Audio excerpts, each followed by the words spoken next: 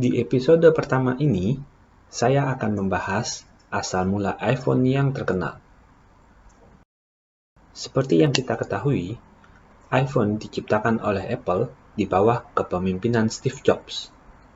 Tapi, banyak yang tidak mengetahui bagaimana sebenarnya awal mula iPhone yang sangat terkenal ini. Apple merilis iPhone untuk pertama kalinya di tahun 2007 dengan merevolusi cara kerja dari sebuah telepon seluler, di mana telepon seluler biasanya menggunakan tombol fisik dan kemampuan yang terbatas dari sebuah telepon.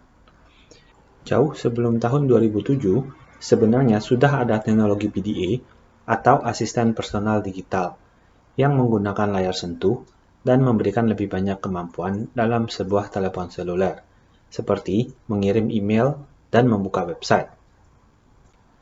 Tetapi, teknologi layar sentuh dan desain aplikasi yang digunakan di PDA tidak memberikan kesan yang mudah untuk digunakan para pengguna. Hal ini membuat PDA hanya populer di kalangan para pebisnis.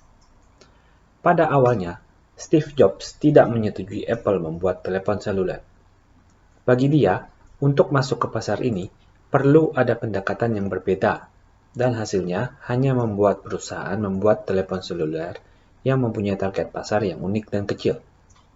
Di matanya, ide ini akan membuat perusahaan tidak fokus demi pasar yang kecil. Sementara itu, di Apple sendiri ada grup yang berkumpul setiap minggu untuk mencoba desain baru dari produk dan mencoba menemukan hal yang paling bersahabat dengan pengguna. Mereka percaya bahwa untuk kedepannya, mengklik tombol ketika berinteraksi dengan komputer akan digantikan oleh sesuatu yang lebih elegan. Di tahun 2004, Steve Jobs didiagnosa penyakit kanker pankreas, dan dokter mengatakan dia hanya punya waktu 6 bulan. Sejak saat itu, dia mulai memikirkan hal apa yang harus dia kerjakan yang akan merevolusi sesuatu yang sudah ada. Tahun 2005, seorang teknisi user interface yang bekerja di Apple bernama Buzz Odding menerima telepon dari Steve Jobs. Steve Jobs meminta dia mendesain sebuah halaman yang isinya hanya sebuah list untuk dicoba di teknologi layar sentuh. Ketika Steve Jobs melihat hasilnya, dia menyadari bahwa telepon dengan teknologi layar sentuh sangat memungkinkan untuk dikerjakan. Untuk mewujudkannya, teknisi dari beberapa tim mulai mengembangkan bermacam fitur seperti kalkulator, kalender, dan masih banyak lagi lainnya.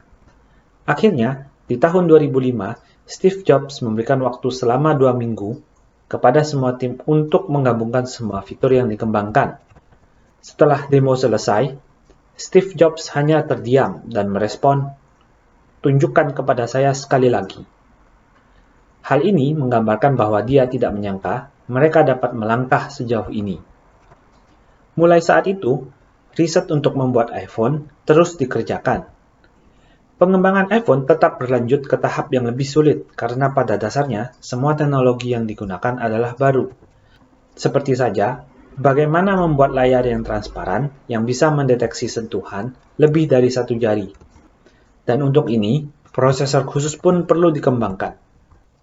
Pada 2006, Apple menyadari mereka tidak memiliki prosesor yang bisa digunakan pada iPhone yang rencananya akan dijual tahun itu. Mereka pun menghubungi Samsung, di mana mereka telah bekerja sama dalam menyediakan prosesor untuk iPod.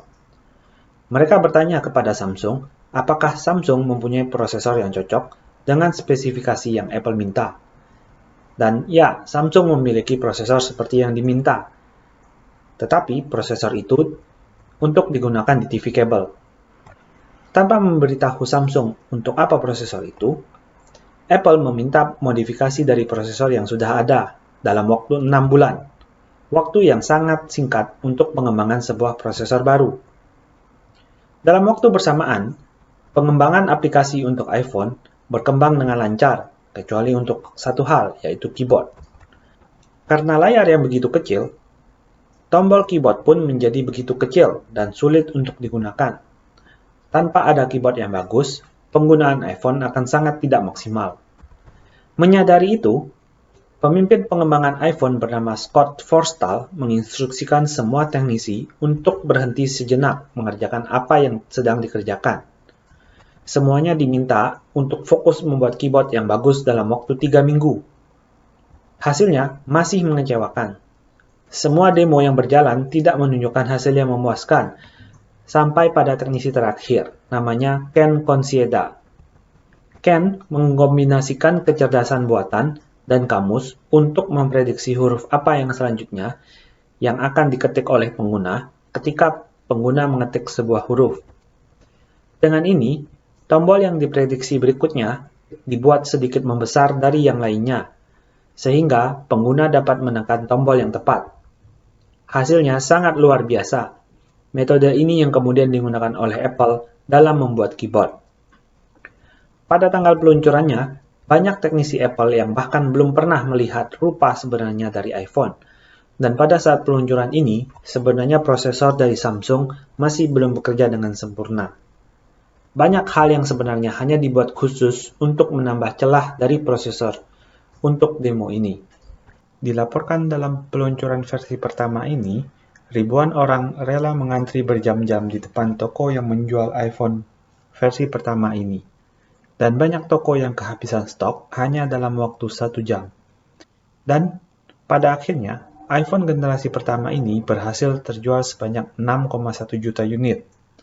Ini dikarenakan banyak yang percaya bahwa iPhone sukses merevolusi telepon seluler yang telah ada di pasaran, dengan memberikan kesan yang sama sekali berbeda. Ya, begitulah asal mula iPhone yang sangat terkenal ini. Nantikan cerita lainnya di episode-episode selanjutnya. Terima kasih bagi yang sudah menonton. Jangan lupa like, komen, dan subscribe.